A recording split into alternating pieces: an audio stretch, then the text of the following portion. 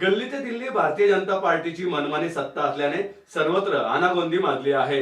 परभणीत पवित्र संविधानाची झालेली विटंबना, त्यानंतर आंबेडकरी जनतेवर झालेले अत्याचार, बीड जिल्ह्यातील मस्साजोग गावचे सरपंच स्वर्गीय संतोष देशमुख यांची निर्गुण हत्या, भाजपचे मगरूर नेते अमित शहा यांनी संसदेत केलेला डॉक्टर बाबासाहेब आंबेडकरांचा अपमान, या सर्व बाबी अत्यंत संतापजनक आहेत। जनसामान्यांचा हा संताप व्यक्त करण्यासाठी राष्ट्रवादी काँग्रेस पार्टी शरदचंद्र पवार पक्षाच्या वतीनं मूक आंदोलन करण्यात आलंय।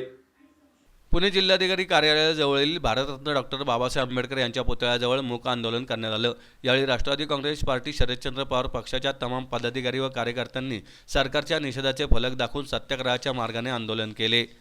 या आंदोलनास प्रशांत जगताप यांच्या नेतृत्वात माजी आमदार जयदेव गायकवाड, किशोर कांबळे, स्वातीताई पोकळे, शेखर धावडे, नरेश पगडालू, फाहीम शेख, श्रद्धा जाधव, दीपक कामठे, अजिंक्य पालकर, कनव चव्हाण, गौरव जाधव, आशाताई साने, अनिताताई पवार, अर्जुन गांजे, सारिकाताई पारेख, मयूर गायकवाड, लखन वाघमारे आदी पदाधिकारी व कार्यकर्ते उपस्थित होते। महाराष्ट्राचे मुख्यमंत्री देवेंद्र फडणवीस यांच्या नेतृत्वात कायदा व सुव्यवस्था संपुष्टात आली आहे। त्यांच्या सरकारचा वरदहस्त असलेल्या गुंडांनी एका सरपंचाची निर्गुण हत्या केली आणि सरकार मात्र गुन्हेगारांना वाचवण्यासाठी प्रयत्नशील आहे, हे दुर्दैवी आहे।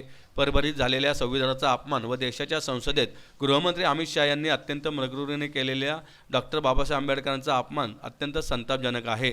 देवेंद्र फडणवीस व अमित शहा दोघांनी जनतेची माफी मागून राजीनामा द्यावा अशी भूमिका राष्ट्रवादी काँग्रेस पार्टी शरदचंद्र पवार पक्षाचे शहराध्यक्ष प्रशांत जगताप यांनी यावेळी मांडली।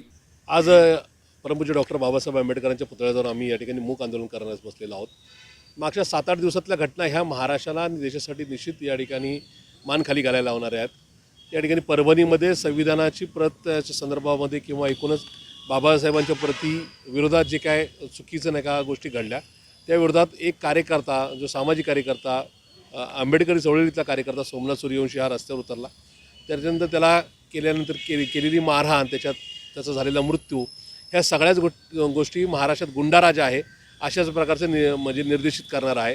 त्याचबरोबर दुसरीकडे संतोष देशमुख नावाच्या एका सरपंचाचा खून हा बीड जिल्ह्यात करण्यात आला, तो राजकीय आशीर्वादानेच करण्यात आला। दोन्ही ठिकाणी या सगळ्या गोष्टी श्री देवेंद्रजी फडणवीस यांच्या एकूणच कारभारावर ताशेरे ओढणाऱ्या आहेत। आणि त्याच्या पलीकडे जाऊन काल परवा या ठिकाणी या देशाचे गृहमंत्री अमितजी शहा यांनी ज्या पद्धतीने बाबासाहेबांचा अपमान करण्याचा प्रयत्न केला आहे, बाबासाहेबांना कमी लेखण्याचा जो प्रयत्न केला आहे, त्यानंतर नरेंद्रजी मोदी यांनी त्याच्यावर जे काय पांघरून घालण्याचा किंवा सारव करण्याचा प्रयत्न केला आहे, हा निश्चित कुठेतरी संविधानाच्या संदर्भात, डॉक्टर बाबासाहेब आंबेडकरांच्या संदर्भात आणि एकूणच नाही का उपेक्षित वंचित घटकांच्या विरोधातला हा सगळा सूर आम्हाला दिसतोय। आणि म्हणून या विरोधामध्ये अमित शहा यांचा राजीनामा, देवेंद्र फडणवीसांनी या राज्याची माफी मागावी, या दोन मागण्या घेऊन आम्ही या ठिकाणी आंदोलन करत आहोत।